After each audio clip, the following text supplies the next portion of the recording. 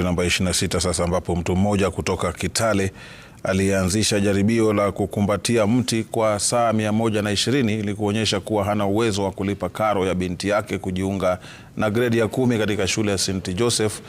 Amelazimika kukatiza azma yake baada ya kufurushwa na wakazi wa Kitale. Mbunge wa Saboti Caleb Amisi alifika eneo hilo, alimpa pesa za karo, lakini jamaa huyo alisisitiza kuendelea na jaribio hilo. Amisi sasa anataka serikali kuweka sheria za kudhibiti majaribio kama haya ili kuepusha kutumiwa vibaya kwa baadhi ya watu wanaotaka kupata umaarufu kwa njia ya mkato.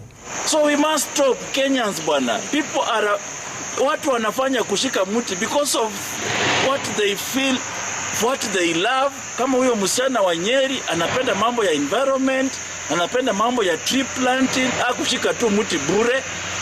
But now Kenyans are now using it as a game to con other Kenyans. Gambia, let us not misuse our students. A genuine case will come and help. Lakini kesi ambazo watu wamesimama kwa town na wanasema wanashika mti, watu wakuja wasaidie. Nimesema ikifika saa 3 ya usiku vijana waende hapa wamchape viboko. Sababu hatutaki mchezo hii Kitale town.